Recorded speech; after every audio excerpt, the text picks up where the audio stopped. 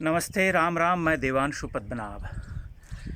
चंबल और बृहत्तर बुंदेलखंड की इस धरती पर मेरी मंदिरों की यात्रा चल रही है और इस समय मैं बटेश्वर में खड़ा हूँ। बटेश्वर यानी भूतेश्वर, जिसे बाद में बटेसरा भी कहा जाने लगा और अभी भी कहा जाता है। यह आश्चर्यचकित करने वाला एक मंदिर का क्षेत्र है।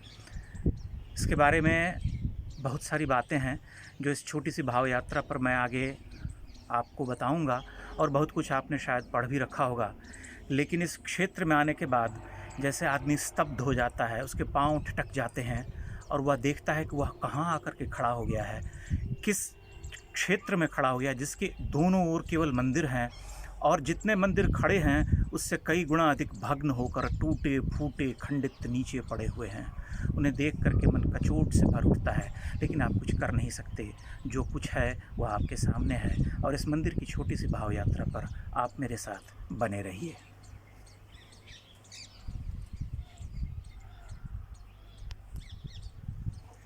यहाँ से आप एक दृश्य देखिए। ये बटेश्वर का मंदिर ऐतिहासिक स्रोतों के हिसाब से इसकी जो प्रारंभिक तिथि है वह 750 AD, यानी आज से 1250-1300 वर्ष प्राचीन है ये स्थल।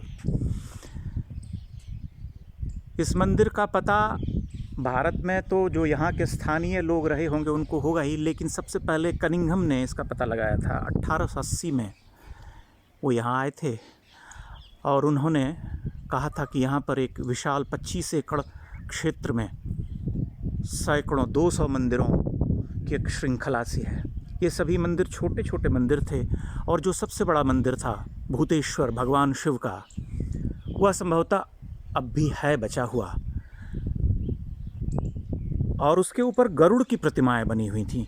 तो ये कहा गया कि मूलतः भगवान विष्णु का मंदिर रहा होगा। खैर, वह तो एक कथा है, लेकिन बात यह है कि ये क्षेत्र जब आप यहाँ आते हैं तो आप विस्मय से भर उठते हैं। आपको लगता है कि ऐसा कोई क्षेत्र भारत में है क्या। यहाँ पर मंदिरों की एक श्रृंखला सी है, और जैसा कि मैंने आपसे कहा कि जितने मंदिर यहाँ खड़े हैं उससे अधिक टूटे फूटे भग्न पड़े हुए हैं। आप सामने पहाड़ के ऊपर आप देख सकते हैं, सामने चोटियों से ठीक नीचे एक खंडहर जैसा दिखाई देता है।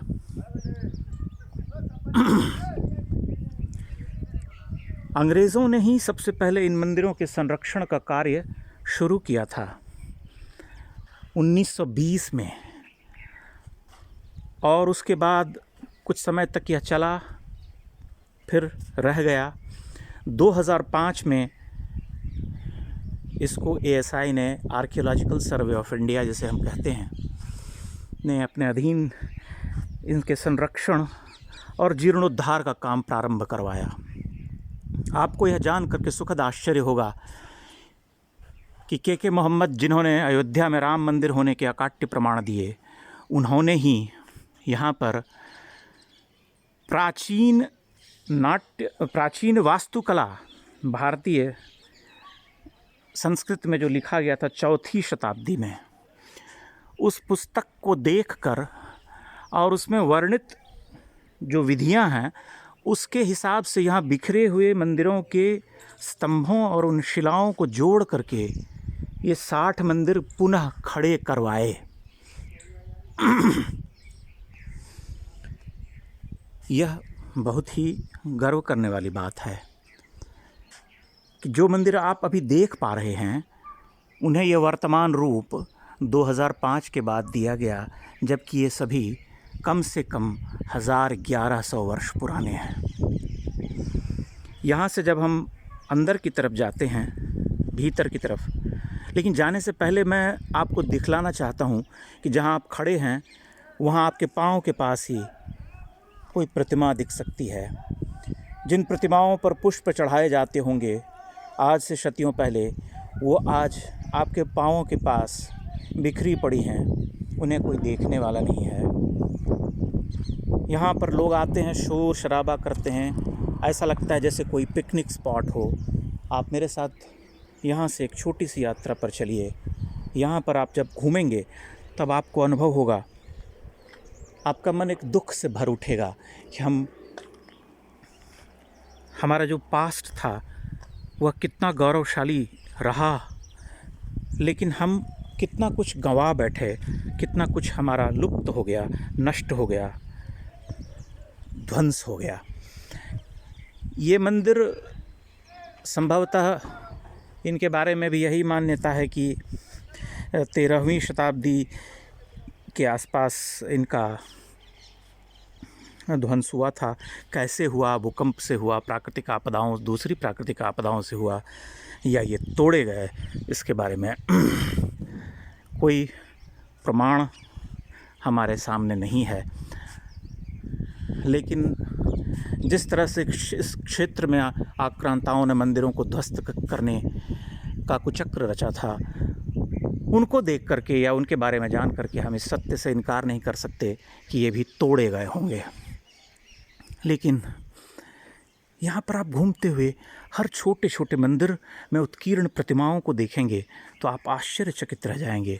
यहाँ सबसे बड़ी बात ये कि यहाँ शैव, शाक्त और वैष्णव, इन तीनों ही मान्यताओं को प्रतिष्ठित किया गया था।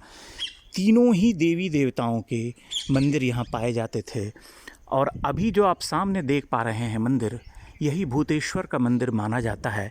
इसमें अभी भी पूजा अर्चना होती है।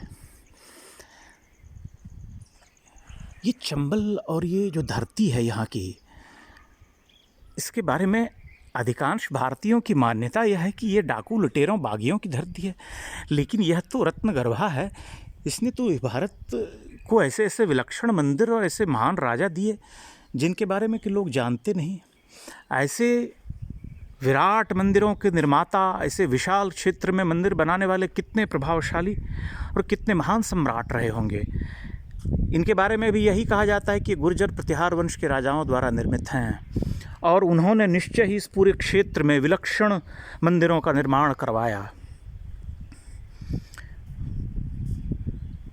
मैं अपने सभी मित्रों से और मुझे देखने वाले सभी लोगों से विनम्र निवेदन करूंगा कि वे यहाँ आएँ, बटेश्वर, और इस मंदिर परिसर में घूमें। और यहाँ आने के बाद उन्हें अनुभव होगा कि वो क्या देखने से चूके हुए थे अब तक। मैं आपको एक बात कहूँगा तो आप शायद विश्वास नहीं करेंगे कि पिछले दिनों एक मात्र 5-6 दिनों पहले मैं यहाँ आया था और यहाँ से मैंने वीडियो शूट किया था। लेकिन किसी कारणवश वो वीडियो ख़राब हो गए, तो मैं दोबारा यात्रा करके आया क्योंकि मेरी आत्मा छटपटा रही थी उन्हें अपनी इस वीडियो में पुनः कैद करने को। इसलिए मैं यहाँ दोबारा आया और मैंने इन सभी मंदिरों के वीडियो शूट किए जो भी आप देख पा रहे हैं। यहाँ से जब आप बाहर निकलते हैं इस क्षेत्र से, तो एक सबसे ऊंचा मंदिर आपको मिलता है। बताया जाता है कि वह भगवान विष्णु का मंदिर है और वहाँ तक मैं ले चलने की आपको कोशिश करता हूँ। यद्यपि यहाँ चलना उतना आसान नहीं है क्योंकि आड़े तिरछे चट्टान पड़े हुए हैं और वीडियो बनाते हुए चलना थोड़ा सा दुष्कर है, गिरने का खतरा बना रहता है। तथापि अगर मैं वहाँ तक नहीं भी जा सका तब भी आप इस बड़े से क्षेत्र की यात्रा करते हुए यहाँ की विराटता और इसकी प्राचीन भव्यता को अनुभव कर सकते हैं। जैसा कि मैंने थोड़ी देर पहले ही कहा था कि यहाँ पर आप जगह जगह खंडित मूर्तियों को देख सकते हैं। मंदिर के ऊपर शिखर पर चक्राकार शिलाओं का शिल्प नीचे देखिए। इन्हें देख करके ऐसा लगता है जैसे मन रोने को उठता है कि हम क्या देख रहे हैं। लेकिन जो कुछ बचा हुआ है उन्हें ही देख पाने का सुख छोटा नहीं है। तो मेरा आग्रह है सभी मित्रों से कि बटेश्वर अवश्य आएँ, चंबल की धरती पर ही एक बार आएँ और इस पूरे क्षेत्र की महान धरोहरों को देखने का सुख प्राप्त करें। जैसा कि मैंने आपसे कहा कि यहाँ चलते हुए हर क्षण, हर 5 कदम पर आप एक आश्चर्य से भर उठते हैं। जैसे कि अभी देखिए, यहाँ के जो प्रवेश करने के साथ ही यह एक बड़े मंदिर का आधार स्तंभ है। इसे देख कर के आप अनुभव कर सकते हैं कि यह निश्चय ही बड़ा और भव्य मंदिर रहा होगा। इसके विशालकाय चौकोर चबूतरे पर कोई देवता विराजित होंगे, लेकिन अब सब कुछ टूटा फूटा भग्न पड़ा है। मन क्लांत हो जाता है इन्हें देखकर, लेकिन आप कुछ कर नहीं सकते। The wonder that was India, बार बार यही ख्याल आता है, यही विचार आता है। इसे आर्कियोलॉजिकल सर्वे ऑफ इंडिया और सरकार के द्वारा थोड़ा साज सज्जा यहाँ की गई है, इसे संवारने का काम किया गया है, लेकिन जो था वह तो नष्ट हो चुका है।